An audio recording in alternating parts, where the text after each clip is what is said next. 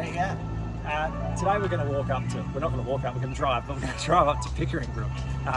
Growing with Costa is on it. He's going to be teaching us about, veggie patches and how to make a veggie patch and, the philosophy behind that and all the little kind of weird bloody microfibers that are inside the veggie patches and all that kind of stuff.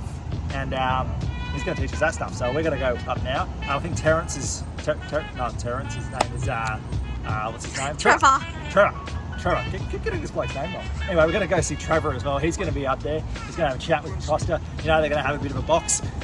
Probably not going to have a box. They're probably going to, chat, exchange, knowledge. I'm talking too much, so let's get going anyway.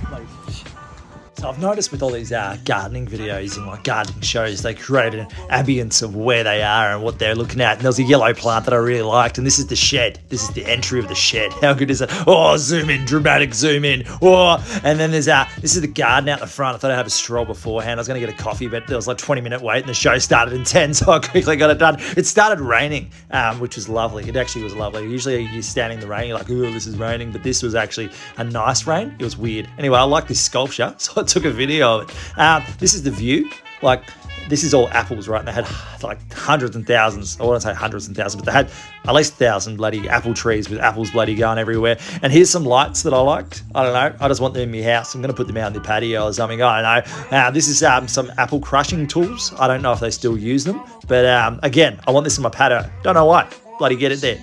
Then I kind of wanted to create kind of the mood, what it was. There's this truck bloody stage and everyone came in and this lady was looking at me a bit strange. And then bloody Trevor gets in and starts up. Then the mayor came in and then they did this ghost thing and Costa changed and there was a lot of magic. There wasn't really, they didn't do any magic. That was just quick editing tools. But these guys were spitting facts. Stretching my legs. We're having an intermission. So they've covered a bunch of stuff so far. Costa and Trevor are just smashing out stuff like a rap battle, but with garden information, which they're just bouncing off each other, which is fantastic.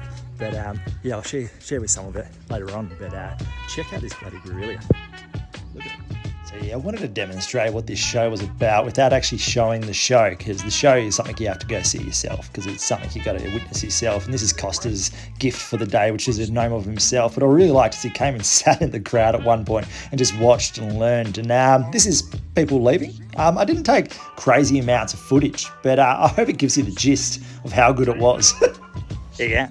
So that's just finished. It was bloody awesome. And Terry and Costa just going bloody ham with facts and knowledge about all sorts, but recycling, a clothes basket and turning it into a vegetable machine to the microorganisms. Sorry, just trying not to get hit by a car.